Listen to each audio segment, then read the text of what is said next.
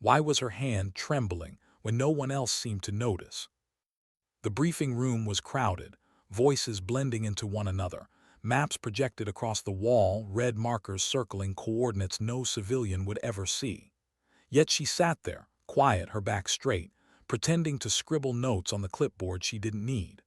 Her uniform looked like everyone else's, but inside her chest was tight. Her voice, if she dared to use it, would have cracked. So she stayed silent. The others leaned in, talking about supply chains, air corridors, timing. She only half heard them. What pressed louder against her ears was the sound of her own pulse, steady but too fast, betraying the fear she tried to bury. She hated that her hand shook as she held the pen. Not visibly, not enough for anyone to call out, but enough that she felt it, enough that she wished she could grip steel instead of paper. Nobody looked at her, not once. It wasn't malicious, not exactly. She wasn't invisible, but she was seen, not fully, not yet. The colonel cleared his throat, pointing to the map. This is a precision mission, small team, remote, no room for hesitation. His tone was clipped, practiced. He glanced over faces like scanning files on a screen. When his gaze brushed hers, it didn't linger. He moved on before she could even wonder what he saw. But there was something she hadn't told them, not yet. When the room emptied, she stayed, papers shuffled, chairs scraped, boots thudded against concrete floors, then silence. She waited until only the hum of the projector filled the air. That's when she exhaled, long, shaky, as if she had been holding her breath the entire time. She closed her eyes. For a moment the image of her brother's face appeared, the last time she saw him. His smile was thin, exhausted. His uniform mud-stained. His promise to come home that never came true. That was why she was here. Duty, not medals, not recognition, not pride, just duty. Because when the door opened late at night years ago and two officers stood on her porch with their rehearsed words, "We regret to inform you," a piece of her broke. And what was left had only one direction to go, forward into the same uniform, into the same silence he once carried. But she wasn't him, she knew that. And now she was walking into a mission that everyone assumed she could handle, but they didn't see her hand shaking. They didn't hear her silent plea, "Don't let me fail, not now." The door creaked. A shadow leaned in. Sergeant Torres. His beard rough, his face weathered from deployments too long to count. He looked at her the way men sometimes did when they thought they were helping, half concerned, half distant. "You good?" he asked, simple, no weight behind it. She nodded too quickly. Good, he left it at that, didn't press, didn't stay. She wished he had. The night before deployment, the base was quieter than usual. Barracks lights flickered under a dull sky. In the distance, jets echoed like restless ghosts, engines warming, cooling, roaring into some unseen horizon. She sat on the edge of her bunk, boots off, staring at the floor. Her roommate, a medic named Riley, hummed under her breath as she folded gear into precise stacks. Riley always hummed, old country songs, sometimes hymns, sometimes nothing recognizable. It annoyed her at first. Now it was the only sound that cut through the hum of her thoughts. "You haven't said much," Riley remarked softly, still folding, still humming. She hesitated. Words pressed against her throat but refused to surface. What could she say? That she was scared, that her body felt hollow and heavy at once, that every time she closed her eyes she saw her brother falling in the sand he never returned from. No. So she said what soldiers always said when the truth felt too raw. "I'm fine." Riley stopped folding, looked at her. Fine never means fine. For a second their eyes locked. Then she broke it, turning back to her boots. Silence stretched. Riley didn't push further, but the unspoken lingered like smoke in the air. Outside, rain began to fall, soft at first, then heavier. The patter against the barracks roof sounded like static, a rhythm she couldn't escape. She lay back on her bunk, staring at the ceiling. Every droplet seemed louder, pressing into her skull, reminding her of time slipping. Hours until departure. Hours until she would step into something she had spent years preparing for, yet felt utterly unready to face. Sleep didn't come, only fragments, a flash of her childhood home, her brother teaching her how to steady a rifle at the range, his laugh when she missed the target, his quiet pride when she didn't. Then the sound of a folded flag brushing her mother's hands. She woke with a start, her body clammy, the rain still pounding outside. The transport plane groaned against the weight of their gear. The cabin was cold, metal walls vibrating with the hum of engines. Soldiers sat shoulder to shoulder, strapped in, helmets resting on their knees. Conversation was scarce. Most looked down, some closed their eyes, a few fiddled with photos tucked into pockets. She sat near the middle, rigid. The air smelled like oil and canvas. Her hands gripped the harness straps, knuckles white. She tried to steady her breathing, counting in her head 4 in, 4 out. It didn't help. Her heart didn't care about numbers. Across from her, Torres chewed gum slowly, rhythmically, as if nothing could shake him. To his right, Private Mendoza traced his finger over a picture of 2 little girls, daughters, maybe nieces. He kissed the photo before tucking it back in. She caught his eye for a moment. He smiled weakly, then looked away. "First time," he whispered, almost apologetic. She hesitated, then nodded. He gave a small shrug. "It's never easier, just different." She didn't answer, but his words stuck. The plane jolted with turbulence and her stomach flipped. The sound of engines deepened, pressing against her eardrums. Mendoza closed his eyes, lips moving in a silent prayer. Torres leaned back, unfazed. Riley reached across the aisle, brushing her fingers against hers, barely a touch, but enough. For a second, she let herself believe she wasn't alone. When the ramp lowered, daylight blinded them. Heat slapped against skin, the air thick, carrying dust that clung to sweat. The smell of fuel mixed with sand, foreign and sharp. They moved quickly, boots striking the dirt, weapons slung across chests. The sound of helicopters thumped overhead, fading into distance. She blinked hard, adjusting to the brightness. Everything looked harsh, the sun, the landscape, even the faces of villagers who watched from a distance. Their eyes followed, silent, unreadable. A boy no older than 10 clutched a worn soccer ball, his gaze locked on her.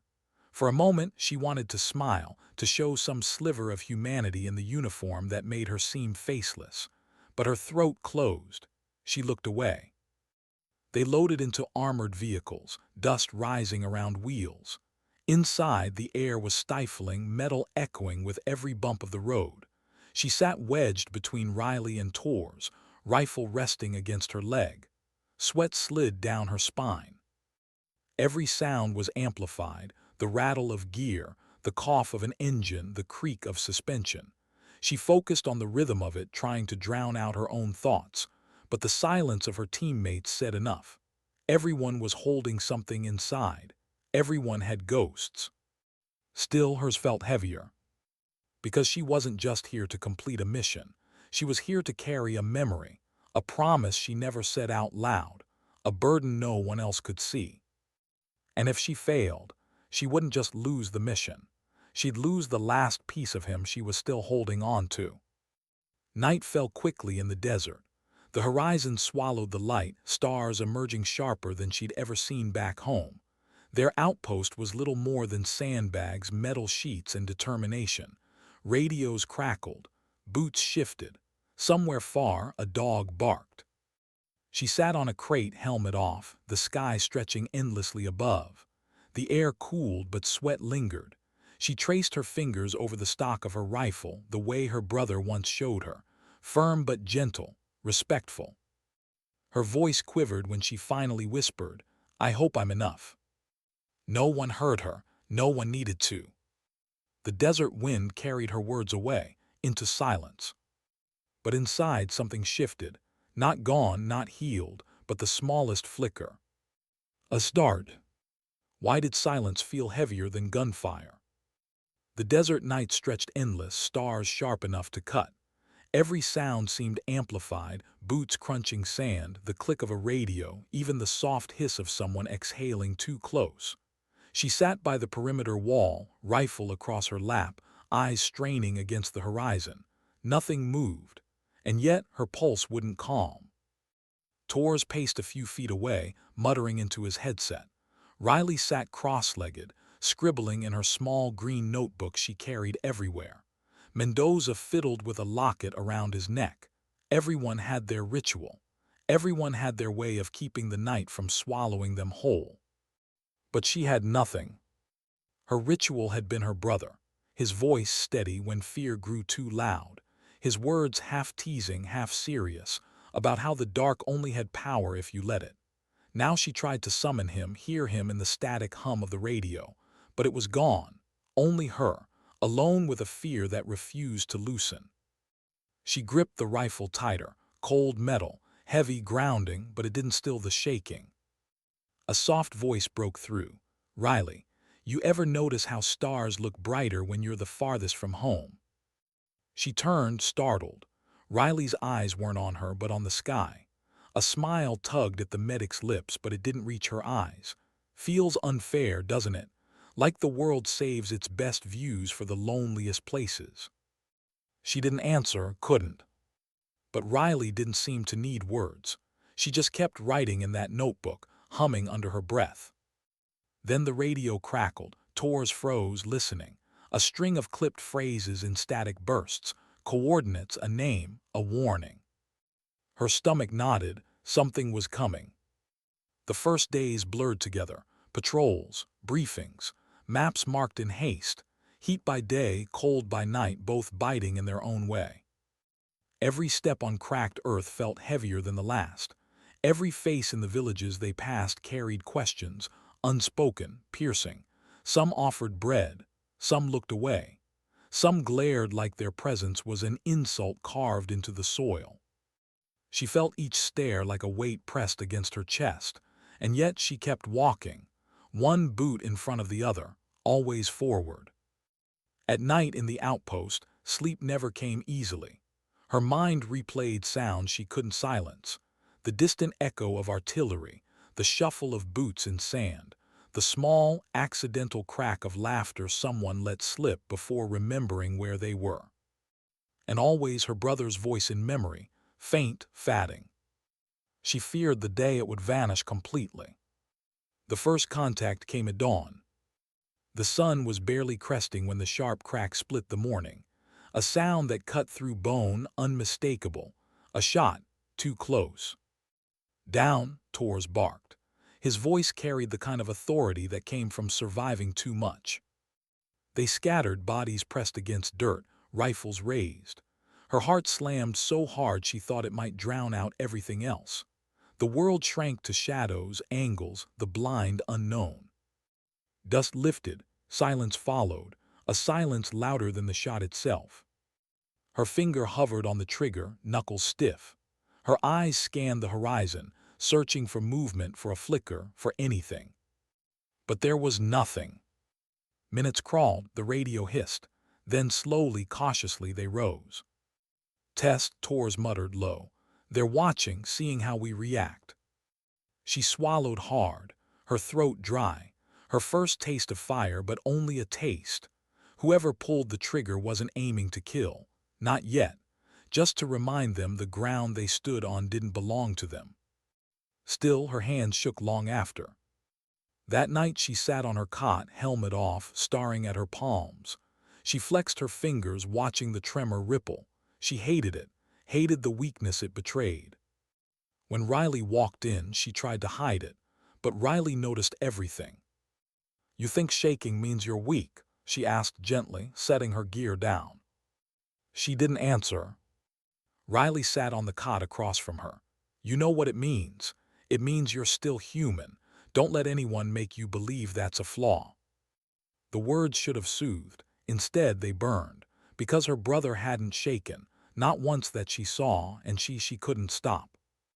Days bled into weeks.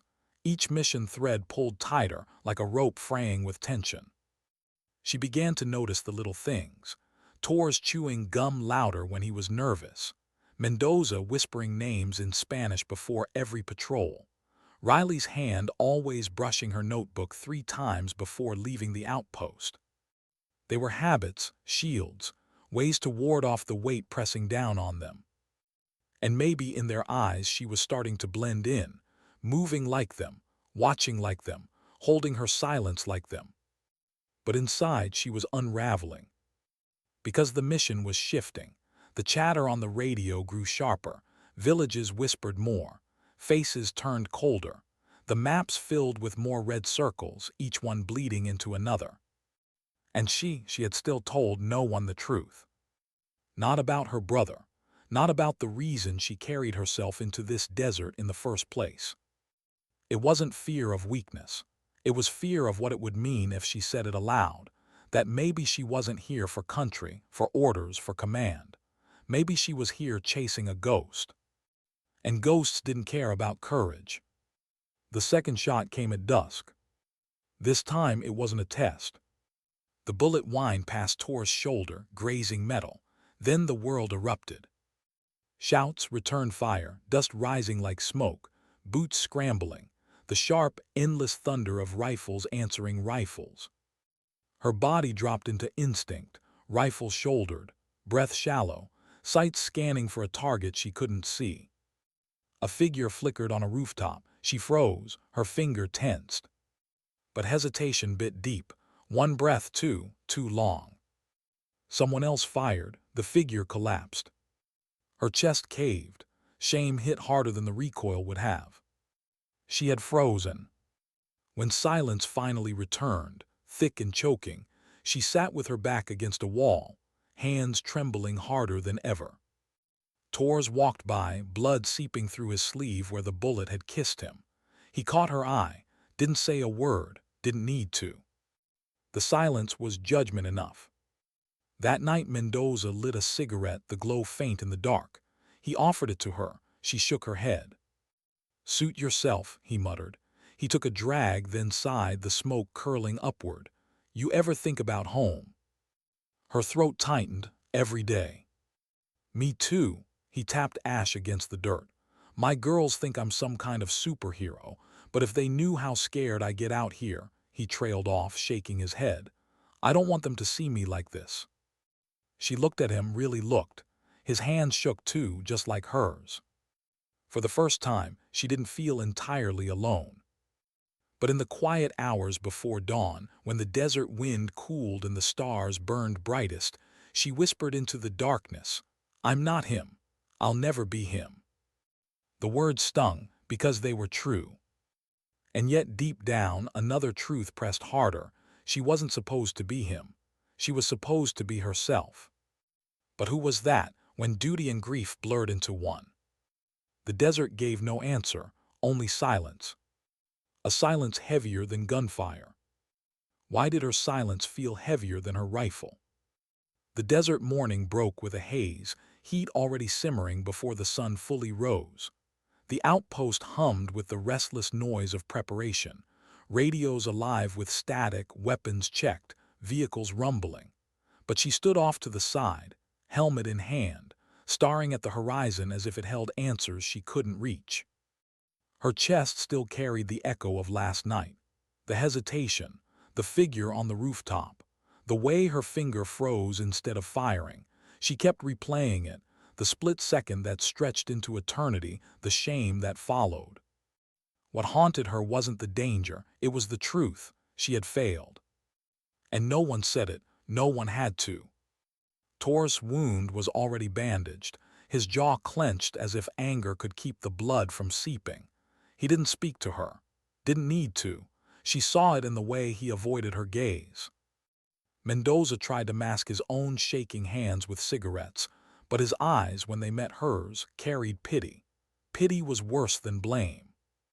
And Riley sat on a crate, humming again, flipping through her notebook. She looked up once, long enough to offer the smallest nod. Not forgiveness, not understanding, just acknowledgement. It almost broke her. Because what none of them knew, what she hadn't told a single soul, was that her brother had died with his weapon jammed. Not firing, not fighting, vulnerable in a way soldiers weren't supposed to be. And she had promised herself she would never repeat that moment. Never freeze, never let fear own her. But she had. The orders came sharp and fast: a convoy, a village checkpoint. Intelligence suggested insurgents were moving supplies through routes that twisted between homes, markets, fields. Their mission: intercept without sparking chaos. Precision, restraint. Words easier said than lived. They loaded into vehicles, engines growling as dust rose in heavy clouds. She sat wedged between Riley and Mendoza again, rifle pressed against her chest. Her hands felt clammy despite the dryness in the air. She tried to steady her breath, tried to anchor herself in the rhythm of the road. But the silence inside her helmet pressed harder than any sound outside. Torres, riding up front, barked orders into the radio. Calm, steady, unshaken. His voice was gravel, familiar, a sound carved by years of repetition. She clung to it. Until the convoy stopped.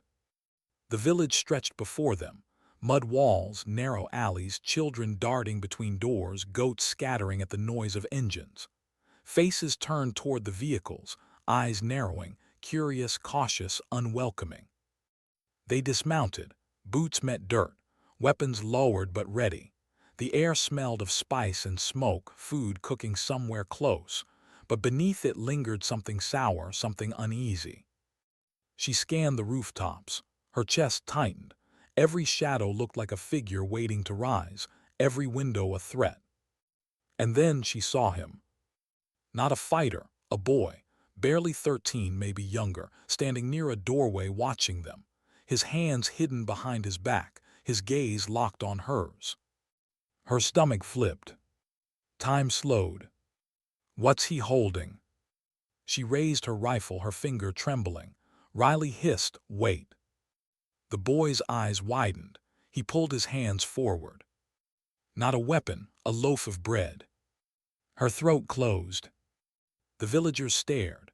Riley stepped forward quickly, lowering her own weapon, motioning calm. Words in broken phrases, gestures, reassurance. The boy froze, then offered the bread with both hands. The moment passed, but the silence afterward cut sharper than any bullet. She lowered her rifle, shame flooding. Again. Back at the outpost, Torres finally spoke. "You freeze like that again, you'll get someone killed." His words were blunt, stripped of kindness, but beneath them was something else, a weariness, a warning born from too many graves. She didn't defend herself, didn't argue, she just nodded. But inside she screamed. Because he didn't know. None of them knew. The weight she carried wasn't just about freezing. It was about failing twice, once when her brother fell, once when she repeated his silence. Her hands clenched until her nails dug into her palms. Pain grounded her. Not enough. Nothing was enough. That night she couldn't sleep. She paced the edge of the outpost, the desert stretching infinite. The wind whispered against sandbags. Every shadow flickered like a memory. She closed her eyes. For a moment she imagined her brother walking beside her.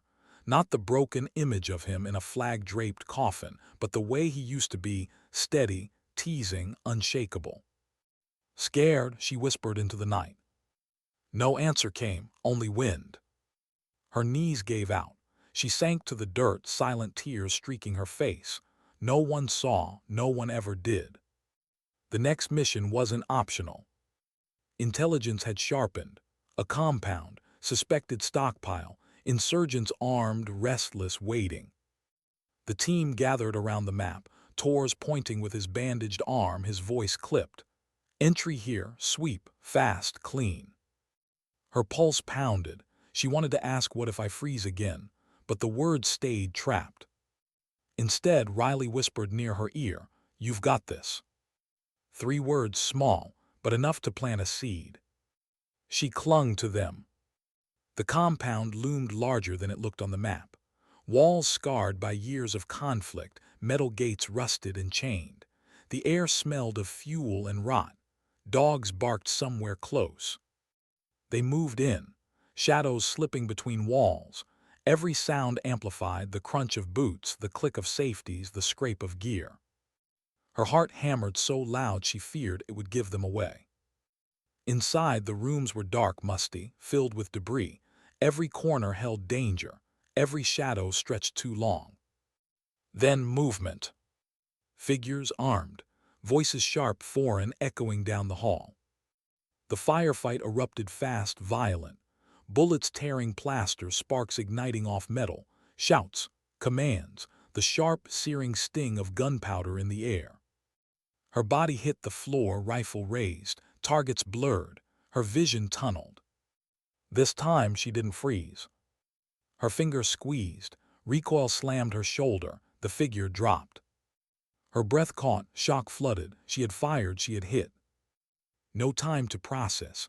Another target rose, another shot, another fall. Her chest burned, lungs gasping, but something shifted inside her. Not pride, not triumph, just survival. Tor's voice thundered, clear, move. They pushed deeper, room by room, until silence returned. When it was over, she sat against the wall, chest heaving, hands trembling, but not from hesitation, from what she had done. Her rifle lay across her knees. She stared at it as if it were foreign, as if it belonged to someone else. Her first kill. She wanted to vomit, wanted to scream. Instead, she just sat in silence, the weight of it pressing harder than anything she had known. Riley crouched beside her. No words, just a hand on her shoulder, warm, steady. It didn't erase the weight, but it kept her from collapsing under it. That night the outpost was quieter than usual, fewer voices, heavier air. She lay on her bunk, staring at the ceiling again. Sleep didn't come. Her mind replayed the moment, the sight, the shot, the fall, over and over.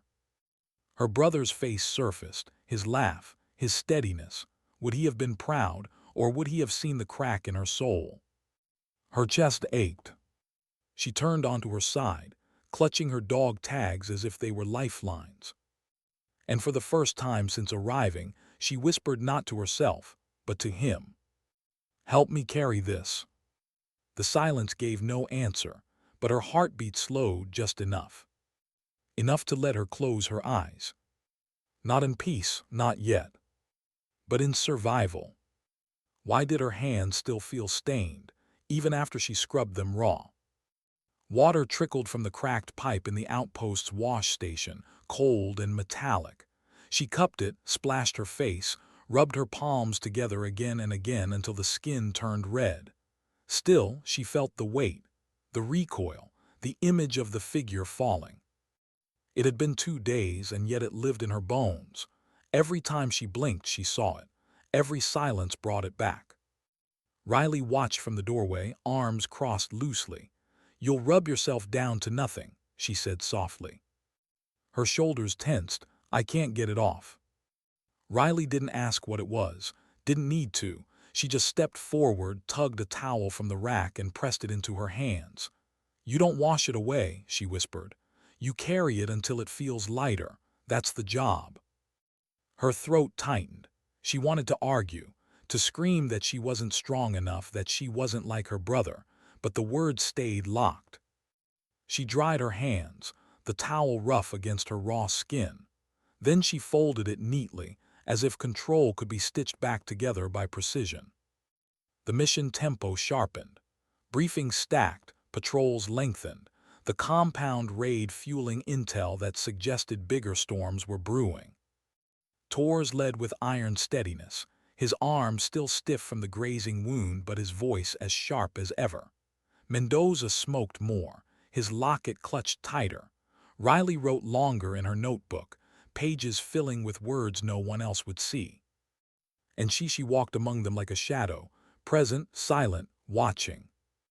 At night, when the outpost dimmed and desert winds howled, she sat alone on the sandbags, listening to the emptiness.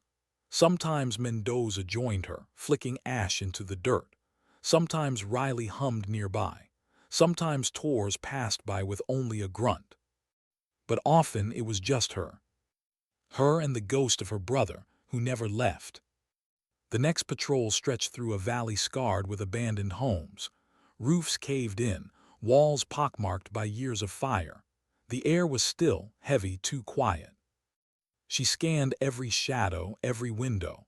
Sweat trickled down her neck despite the cool morning. Her rifle felt heavier than usual, her grip tighter. Mendoza murmured behind her, "I don't like this." Neither did she. The radio crackled. Torres signaled halt. They froze. The silence pressed harder. Then voices, not theirs, ahead. Figures emerged slowly. Not armed, not hostile. Villagers. Women, children, older men. Their clothes worn, eyes wary. They moved cautiously, carrying bundles, herding goats, watching with the sharp suspicion of people who had seen too many uniforms, too many guns. She lowered her weapon slightly, but her chest didn't ease. A girl, maybe 8 years old, clutched her mother's hand. Her eyes found hers. Wide, afraid. The same fear she herself carried mirrored back in a child's face. The moment seared, because she realized she was not just fighting ghosts, she was becoming one to them. Later, back at the outpost, she sat with Riley under the faint glow of a single bulb. The medic flipped through her notebook again, humming softly. "What do you write?" she asked suddenly.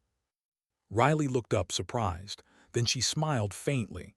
"Letters I'll never send." "To who?" "Everyone, no one." Riley tapped her pen against the page. "Things I can't say out loud, things I don't want to carry alone." She swallowed, her voice dropped. "Does it help?" Riley studied her, eyes soft but sharp. "Sometimes." Silence lingered. Then gently Riley slid the notebook across the table. "Write something, just one line. No one else has to see it." Her hand shook as she took the pen. She stared at the blank line, the ink waiting. Then slowly she wrote, "I don't know if I'm enough." The words sat there, black and final. She shoved the notebook back, ashamed. But Riley didn't flinch. She only nodded, as if the admission was strength, not weakness. For the first time, she felt seen. The next operation came sooner than expected. Intelligence had pinpointed a convoy, supplies meant for fighters, weapons meant to keep blood flowing. The team was tasked with intercepting. Small unit, quick strike, no mistakes. They moved at night. The desert stretched endless, stars glinting cold. Their boots whispered against dirt, gear strapped tight, breaths held in rhythm. Her heart raced, but her mind was sharper now, focused. Not calm, never calm, but steadier. When the convoy appeared, trucks rumbling, headlights cutting through the dark, Torres signaled. They spread, rifles raised, shadows melting into position.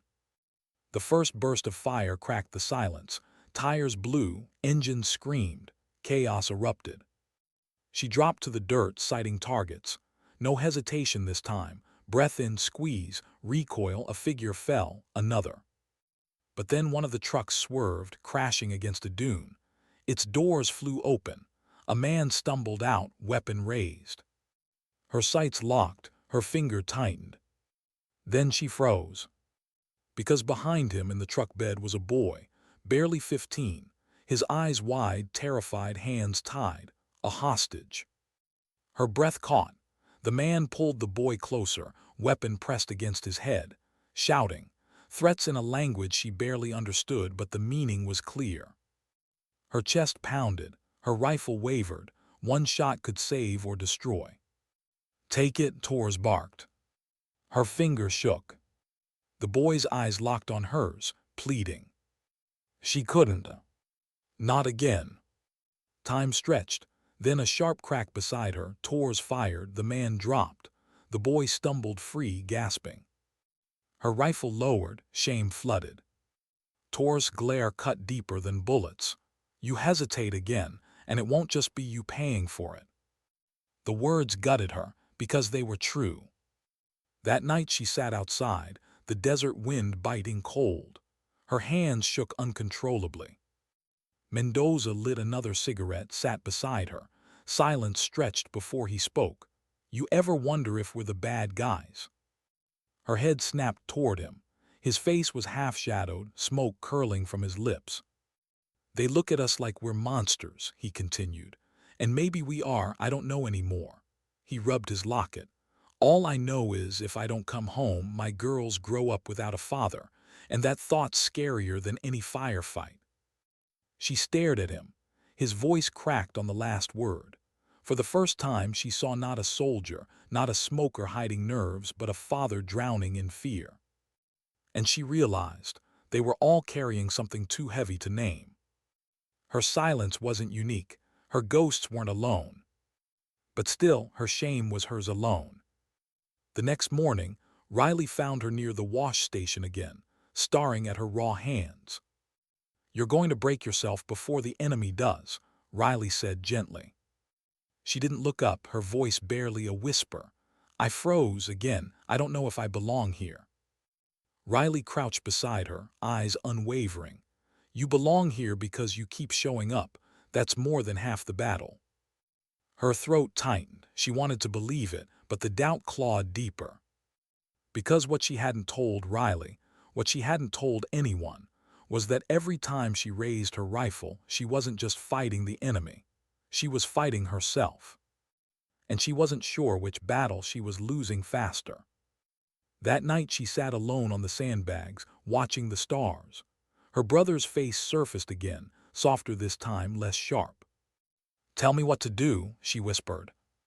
The wind carried her words away. No answer came. Only silence. And in that silence, she realized something that shook her to the core. She wasn't afraid of dying. She was afraid of living with herself. Why did the boy's eyes haunt her more than the man she couldn't shoot? She saw them in flashes, wide, trembling, staring at her as if she held his life in her hands. She did, and she had frozen. Sleep wouldn't come. When it did, it dragged her into fevered dreams, faces blurring, her brother's voice echoing, the recoil of her rifle looping endlessly. She'd wake drenched in sweat, the desert night pressing in too close, her lungs refusing to fill. By dawn, her hands were steady enough to pour black coffee into a chipped tin mug, but inside, her chest was fire and stone.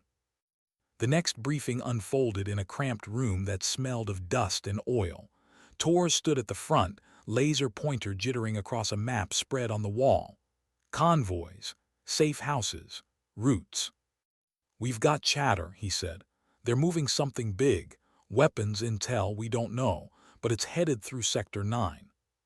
She studied the map. Sector 9, mountain pass, narrow, unforgiving terrain, no easy retreat. Tor's voice sharpened. "We stop it, no mistakes. We cannot afford hesitation." His eyes flicked to her, brief, cutting, enough to burn. Her chest tightened. She kept her gaze on the map. Mendoza broke the silence with a cough. "Sector 9, that place eats teams alive." Tor's jaw tightened. "Then we don't get eaten." Riley leaned forward, her notebook closed this time. "If it's that critical, Command won't send just us." "They didn't," Tors nodded. "We'll link up with another unit, reinforcements." The word tasted strange. Reinforcements meant outsiders. Outsiders meant judgment. She felt it already before they even arrived.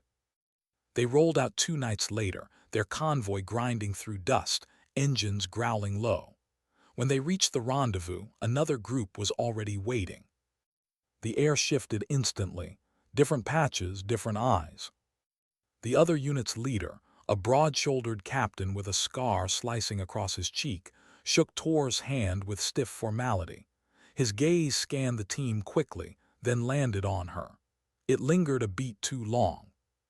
"This your sniper?" he asked flatly. "She is," Tor's answered, voice clipped. Something in his tone, protective, defiant, should have steadied her. It didn't. The captain's expression said enough. Doubt, disbelief, the weight of every stereotype she'd been fighting since day one. Her throat closed. She turned away before her face betrayed her. They moved into Sector 9 before dawn. The mountains loomed jagged black against fading stars. The path narrowed, hemmed in by cliffs and shadows. Every crunch of gravel echoed too loud. Her scope swept constantly. Rocks, ridges, openings, every silhouette a possible threat. The other units spread alongside them. She caught fragments of their murmurs, low, wary. She knew without hearing words she'll fold. Don't count on her. Her chest tightened. She tried to bury it beneath her training. Breath steady, eyes sharp, finger ready. But doubt whispered louder than wind. The ambush came sudden. Explosions ripped through silence. Rock and dirt erupted, showering them in chaos. Gunfire rained from the ridges above. Torres shouted orders, his voice cutting through the storm. Mendoza dove for cover, returning fire in sharp bursts. Riley dragged a wounded soldier behind the trucks, hands already red. And she froze for a split second too long. Her scope found movement. A figure with a launcher silhouetted against dawn. Perfect shot. Her fingers shook, her chest locked. Then another crack split the air, not hers. The figure dropped. She tore her eye from the scope. The scarred captain stood yards away, rifle steady, smoke curling from the barrel. His glare found her instantly, condemning. Her stomach turned to ice. The firefight dragged brutal minutes longer. When silence finally fell, it was littered with groans, smoke, and blood. They had held but barely. Riley's arms were soaked crimson. Mendoza coughed hard, chest heaving. Torres barked orders to regroup, eyes scanning for threats that might not be gone. And the captain, he walked straight to her. "You had the shot," he said coldly. Her voice cracked. You froze again. His words sliced like glass. "You're a liability, you'll get people killed." Heat stung her eyes. Shame pressed so heavy she could barely stand. Torres stepped in, jaw tight. "That's enough." But the captain didn't flinch. His gaze bored into her. "You better figure out if you belong here, because right now you don't." He turned, leaving the words like a wound. She couldn't breathe, couldn't move. The truth in his voice sank like stone into her chest. That night their makeshift camp was quiet, too quiet. Wounded men groaned softly. Shadows flickered in firelight. The air smelled of gunpowder and dust. She sat apart, her rifle across her knees, staring at the metal as if it could answer her doubts. Riley approached quietly, sitting close. She didn't speak at first, just let the silence settle. Then he was cruel, but he wasn't wrong. The words cut, but Riley's tone softened them. Honest, not cruel. Her throat burned. "I don't know if I can do it. Every time I freeze. My hands move, but my heart," she stopped. Riley's eyes softened. "You're not broken, you're human, and maybe that's the part that scares you most." She blinked hard, tears threatening. What if being human gets people killed? Riley didn't answer right away. Her voice, when it came, was barely above the fire's crackle.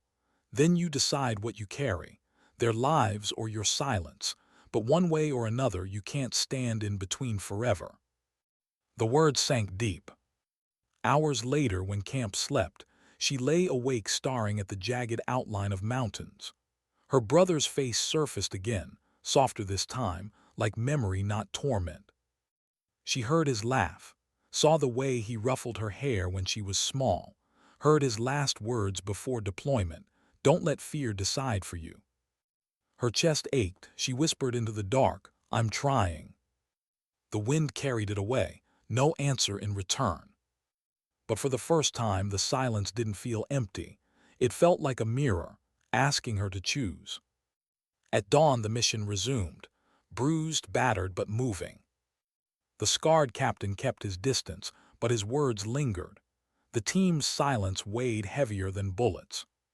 And she walked forward, rifle heavy in her hands, shame heavier still. Yet beneath it, deep and quiet, something shifted. Not courage, not yet. But a flicker, a spark.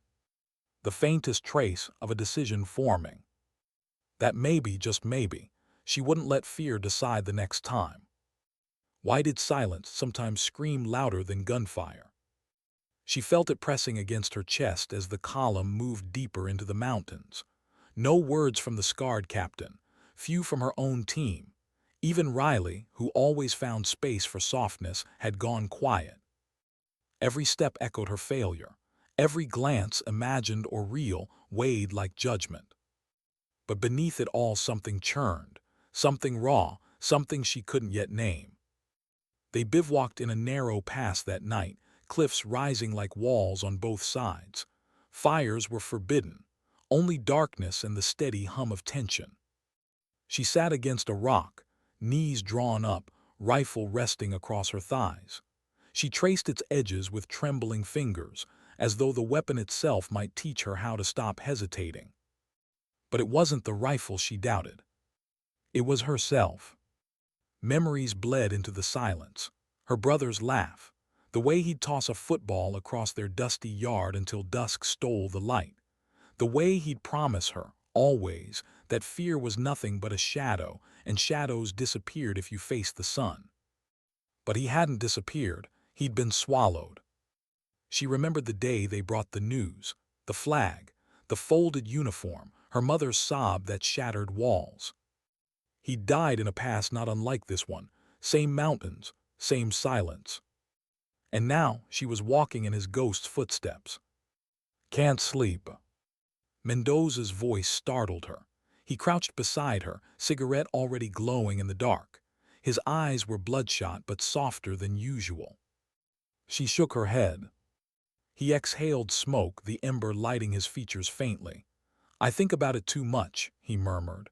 What it'll be like, if it'll be fast, if I'll see my girls' faces one last time, or just nothing. Her chest tightened. Why do you tell me this? He smiled grimly. Because saying it out loud keeps it from eating me alive. She stared at him. For a moment, his vulnerability cracked something inside her. He tapped ash onto the dirt. You're harder on yourself than anyone else could be, but I'll tell you something, fear isn't weakness. Pretending it doesn't exist, that's weakness. Her throat caught. She wanted to ask him how to stop freezing, how to silence the doubt, but she didn't, not yet. Mendoza rose, patting her shoulder once before fading back into the dark. The silence remained, but it felt different. At dawn, the order came. The convoy they hunted had been spotted, moving through a choke point 2 kilometers ahead. Sector 9 was about to bite back. Torres gathered them quickly. His voice was steel. We intercept, minimal noise, we cannot let them through. The scarred captain added, his eyes flicking to her, this is it, no hesitation. Her stomach nodded. Her hands shook faintly as she checked her scope. She heard her brother's voice in memory. Don't let fear decide for you. But what if fear was all she had left? They positioned high on a ridge, rocks biting into their elbows as they lay prone. The sun bled over the peaks, painting the valley in stark gold. Engines hummed in the distance, dust trails rose, the convoy approached. Her scope tight, trucks, armed escorts, a dozen men, maybe more, heavily armed. Torres whispered into comms, wait for the lead to clear the marker. The convoy rumbled closer. Her finger hovered near the trigger, breath shallow, heart pounding. Then the sound. Click, a shape moving against the ridge opposite them. Her scope snapped, a rifle barrel glinted, enemy overwatch, ready to strike. Her throat closed, this was it, the shot was hers. She froze. Sweat burned her brow, breath caught, fingers stiff. Take it. But her brother's face flashed, the boy's eyes, the scarred captain's words. Everything collided at once, paralyzing. Her chest screamed, her finger wouldn't move. Then crack. A bullet tore into the dirt inches from Torres. Enemy fire erupted. She had failed again. Chaos exploded, gunfire raked the ridge, shouts cut through comms. Torres cursed, dragging Mendoza into cover as dirt rained. Riley scrambled to reach a wounded soldier already screaming in pain. The scarred captain's voice roared through comms. She had the shot, she had it. Shame crushed her. She tried to steady her scope again, but her hands shook too violently, every figure blurred. Then an explosion. A truck in the convoy went up, flames leaping. The valley roared with chaos. Her ears rang, her chest heaved. She wanted to vanish. By the time it ended, smoke choked the valley. Bodies lay strewn, their side held but barely, 2 dead, 4 wounded. The scarred captain stormed toward her. His face was fury. "You're done. You're not just a liability. You're death walking with a uniform." Tor stepped between them, voice low, dangerous. "Enough." But the captain jabbed a finger at her. "One more mistake and she kills us all. You want that on your conscience, Tors. You keep protecting her and it's on you." The words slammed into her harder than the firefight. Because part of her believed them. That night she sat apart again, staring at her rifle. Her reflection glinted faint in the metal, pale, hollow, broken. Riley found her, quiet as always. She didn't sit this time, just stood close. "You can't keep doing this to yourself," Riley said softly. Her voice cracked. "Maybe he's right, maybe I don't belong here." Riley's gaze softened. "You're fighting the wrong battle." She blinked.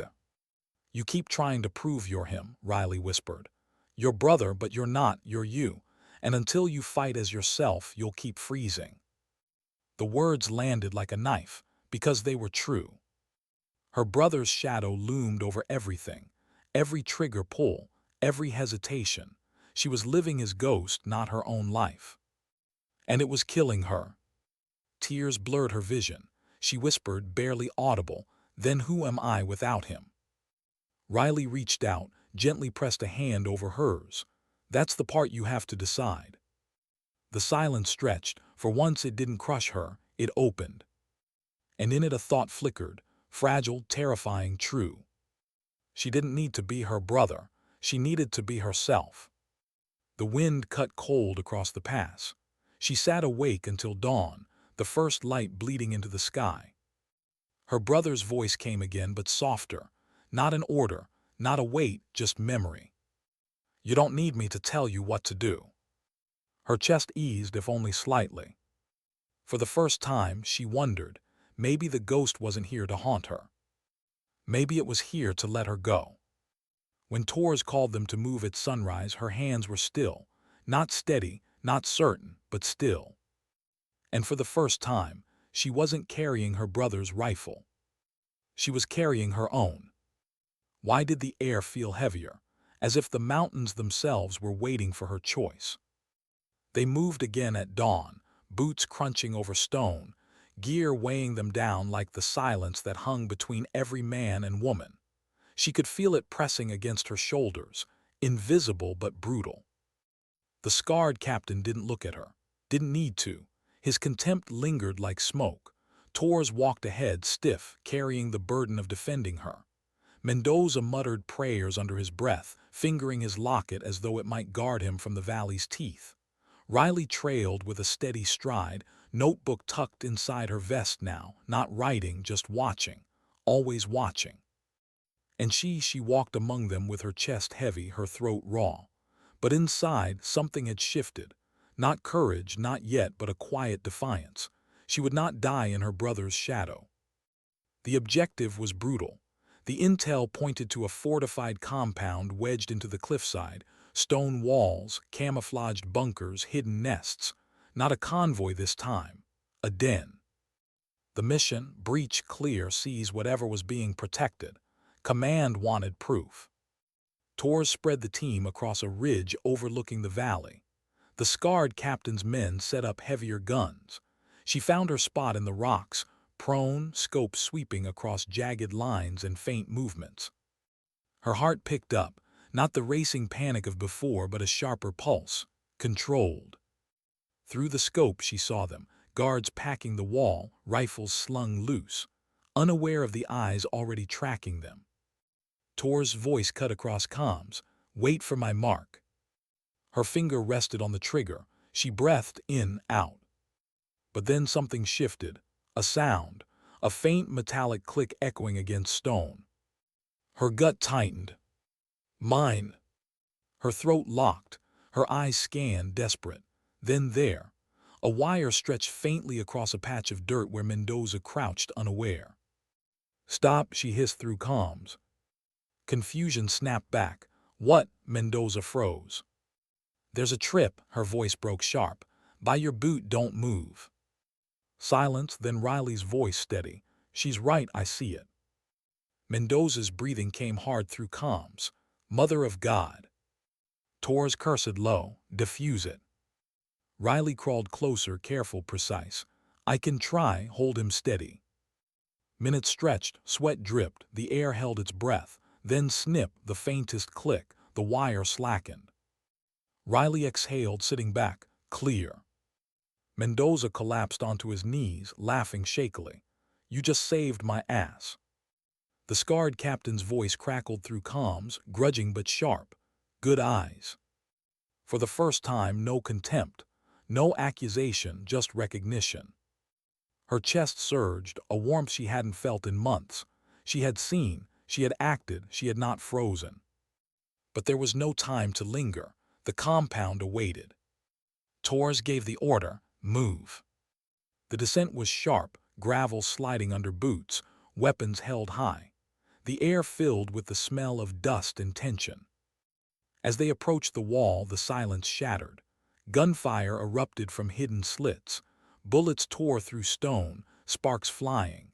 Shouts in a language she didn't understand rose like thunder. Chaos consumed. The scarred captain's men returned fire with heavy bursts, rattling the walls. Torres barked orders, dragging the squad into cover.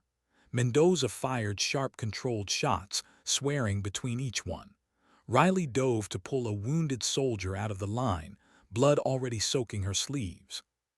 And she pressed into the dirt, scope snapping to windows, sights locking on shapes. Her breath steadied, her fingers squeezed, a guard dropped. Another leaned from a tower, she fired again. This time no freeze, no shadow, only action. But then movement, a flash of fabric.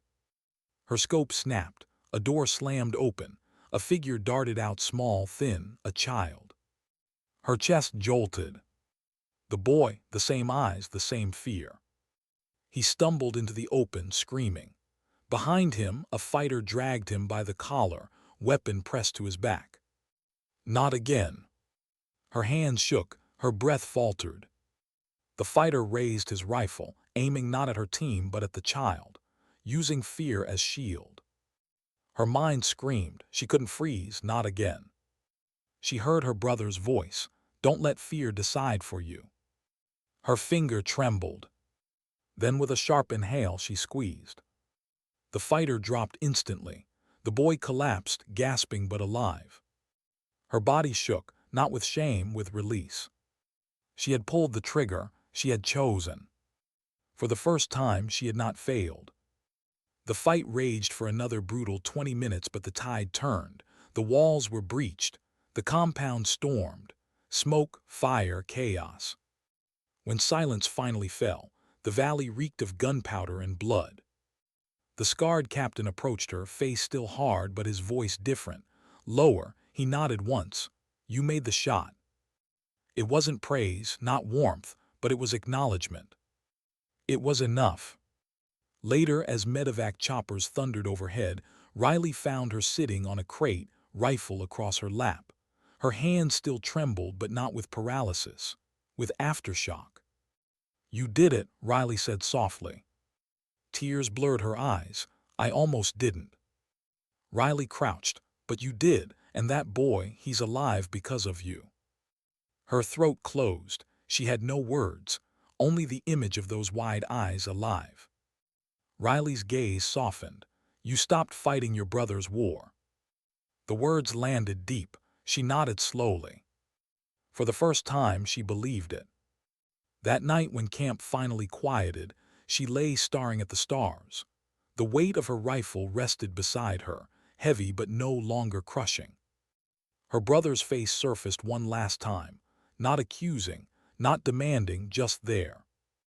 And for the first time she whispered into the silence, goodbye. The wind carried it away. And she felt lighter. Morning came with orders. The mission wasn't over. There was always another compound, another valley, another fight. But something had changed. She still feared. She still doubted, but she no longer let fear speak louder than her choice. And in that, she found something close to courage. The desert never gave back what it took. Dawn broke across the valley, thin light spilling over shattered stone, broken rifles, and bodies cooling in the dust. The compound still smoldered, its smoke curling into the pale sky like the memory of violence refusing to fade. They had won, but victories in these mountains always bled like wounds that never closed. She sat apart from the others, her rifle laid carefully beside her, not cast off, not feared, but resting. Her hands still trembled, though less now. The adrenaline had drained, leaving only exhaustion, and underneath it something deeper, a quiet clarity. The scarred captain strode past her, barking orders for extraction. His eyes caught hers for the briefest moment. No contempt, just recognition. A soldier seeing another soldier. Nothing more, nothing less. It was enough. Extraction came with dust storms from chopper blades, shouting medics, stretchers piled with the wounded. Mendoza boarded one bird, arm in a sling, grinning despite the pain. "Next round's on me when we hit base," he yelled over the roar, winking at her. Riley stayed behind with the captain's squad, too many reports left unwritten, too many truths hidden in silence. She gave her a nod, something unspoken passing between them. Torres walked beside her as they loaded the last of the gear. "You held," he said simply. She swallowed, barely. "That's what holding is." He adjusted his pack. "Your brother would have been proud." The words struck like a knife wrapped in comfort, but for the first time they didn't break her. They steadied her. She whispered almost to herself, "I'm not him." Torres glanced at her, then gave the smallest smile. "No, you're you." The flight back was long. Mountains rolled beneath them like jagged scars, endless and unforgiving. She sat by the window, helmet in her lap, eyes fixed on the horizon. Sleep clawed at her, but memories flooded in. The boy's eyes wide with terror, the tripwire gleaming faintly in the dirt, her brother's voice echoing through the silence of her doubt. And then the shot, her shot, the one that had spared a life instead of stealing it. For months she had drowned in shame, but now there was space inside her chest, room for breath. Not peace, not yet, but something close. At base, the debrief was brutal. Questions hammered at her like bullets. Times, distances, targets, motives. The brass wanted clean reports, clean numbers, clean stories. War was never clean, but paper demanded it. She gave them what they wanted. Not lies, not truth, something in between. Enough to keep breathing, enough to keep the ghosts quiet. After, she stood under a cold shower, letting the water carve rivulets through the dust still clinging to her skin. She pressed her palms to the tile and bowed her head. Her brother's face surfaced again, unbidden. This time not in accusation, not in judgment, just there, watching. She whispered, "I let go." And for the first time she meant it. Weeks blurred, missions stacked, valleys bled. Names were carved into walls and folded into letters no one wanted to write. But she moved differently now. Not lighter, not freer, but steadier. The rifle no longer felt like a chain. It was weight, yes, but one she could carry. The squad saw it too. Mendoza trusted her eyes on Overwatch. Riley stopped writing when she spoke. Even the scarred captain gave her space, no longer circling her like a wolf waiting for weakness. She wasn't just her brother's shadow anymore. She was herself. One night, as stars bled across the desert sky, Torres found her sitting alone outside the barracks. "You're quiet," he said, lighting a cigarette. She shrugged, thinking. About him. Always, but she didn't flinch at the question anymore. "Yeah, but not like before." Torres exhaled smoke into the night. "You'll carry him. We all carry someone." She nodded, "But I'm learning to carry myself too." For the first time, she believed it. The war did not end, the missions did not stop, but her story shifted. She was no longer the disgraced soldier frozen in her brother's shadow. She was the one who saw the tripwire, the one who saved a boy, the one who made the shot when it mattered. And in a place where survival itself was a kind of defiance, that was everything. The final report Riley would one day write did not mention her brother's ghost. It did not mention shame or fear or trembling hands. It mentioned a soldier who refused to break. A soldier who chose. The mountains would take more. The desert would bleed more. But she had already won the only battle that mattered. The one inside herself.